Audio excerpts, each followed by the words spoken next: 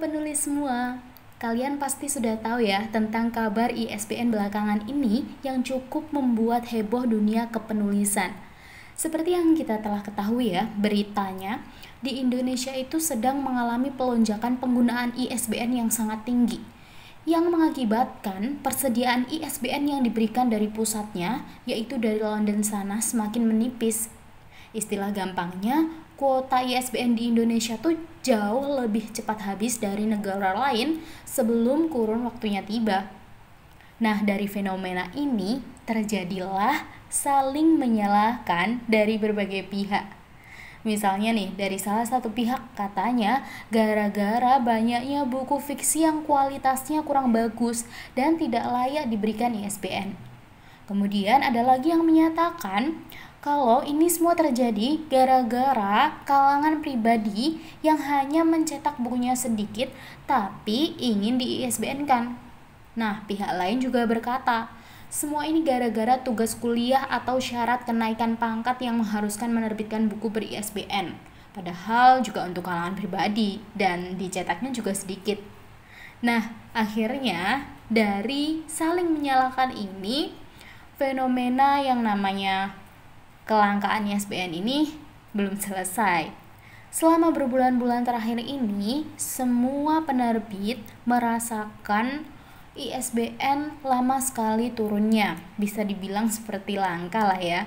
Hanya penerbit-penerbit pilihan atau buku-buku pilihan perpusna saja yang diberikan ISBN. Kabar selanjutnya, juga akan ada pemblokiran akun penerbit dan pemberlakuan syarat yang ketat untuk mendapatkan ISBN. Ya, tujuannya untuk meminimalisir penerbit yang kurang layak diberi ISBN oleh pihak Perpusnas. Nah, seperti yang kita tahu ya, ISBN itu kependekan dari International Standard Book Number. Jadi dia itu pengidentifikasian unik untuk buku-buku yang digunakan secara komersial. Namanya saja komersial, berarti tujuannya pasti untuk komersil lah ya. Jadi isu yang kemarin yang katanya ISBN akan diberikan pada buku yang dicetak minimal 50 eksemplar ke atas masuk akal juga karena tujuannya memang komersial. Nah, kembali lagi tentang ISBN.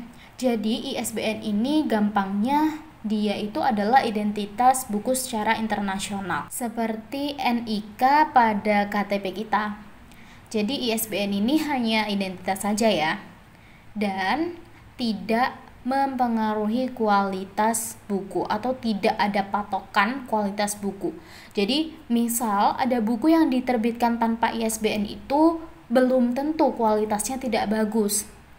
Nah, begitu pula ada beberapa buku, bahkan banyak pula ya buku yang ber-ISBN itu tapi isinya nggak bagus juga.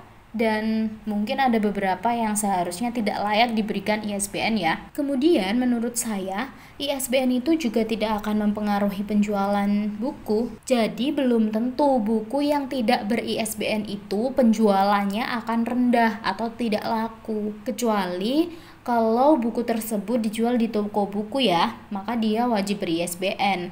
Karena memang syarat administrasinya mungkin seperti itu. Tapi kalian sebagai penulis jangan berpikiran sempit ya bahwa buku yang sukses itu adalah buku yang dijual di toko buku. Jangan. Belum tentu buku yang dijual di toko buku itu semuanya sukses. Karena antara satu buku dengan buku yang lainnya masih akan bersaing. Jadi tidak semuanya pasti bestseller kan? Zaman sekarang ini penjualan buku bisa dilakukan secara online. Banyak sekali media-media atau marketplace yang bisa digunakan untuk penjualan buku. Jadi tidak harus berpatokan di toko buku saja ya. Dijual di toko buku atau di online bukan suatu masalah. Yang penting kuncinya adalah di branding penulis dan tujuan menulis itu sendiri. Nah, jadi kalian harus tetap semangat ya dan jangan berpikiran sempit lagi masalah ISBN ini. Karena saya pernah membaca beberapa postingan penulis yang mengatakan bahwa dia menjadi tidak semangat menulis lagi karena katanya menerbitkan buku yang tidak ber-ISBN itu tidak ada gunanya. Jangan berpikir seperti itu ya. Kalian harus tetap semangat membuat karya. Menerbitkan buku ber-ISBN atau tidak ber-ISBN bukan suatu masalah atau halangan ataupun akan menghentikan kalian untuk membuat karya ya. Karena sekarang sudah ada situs untuk pemberian identitas buku secara internasional, pengganti ISBN, berupa barcode. Jadi jika di-scan, isinya nanti akan menunjukkan judul, kemudian tentang buku, lalu keterangan penerbitnya, dan prosesnya juga cepat juga. Nah, selain itu, penerbit juga bisa menambahkan kode atau identitas lain yang khas untuk penerbitannya. Jadi, identitas penerbit satu dengan penerbit yang lainnya itu bisa berbeda-beda. Itu tidak akan menjadi suatu masalah. Seperti RY Art, dalam jangka waktu dekat ini, RY akan merilis program terbit buku hanya dengan biaya 50.000 saja. Fasilitas yang didapatkan adalah layout, cover, sertifikat cetak, display Google Playbook, 1 buku cetak, dan fasilitas lainnya seperti souvenir dan yang lain sebagainya. Dengan syarat dan ketentuan berlaku tentunya.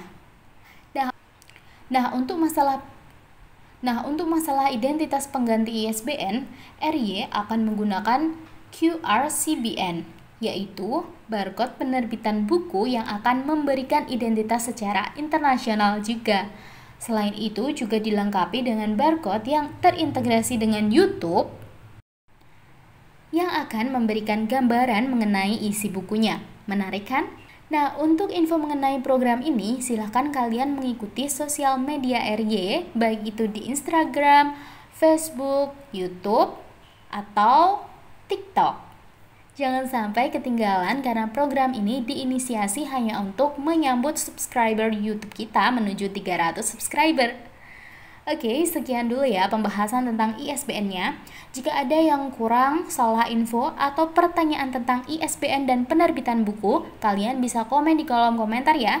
Jangan lupa subscribe dan nyalakan notifikasi loncengnya ya, agar kalian tidak ketinggalan informasi dan kita semakin semangat untuk membuat konten seputar literasi dan memberikan informasi manfaat lainnya. Terima kasih, see you!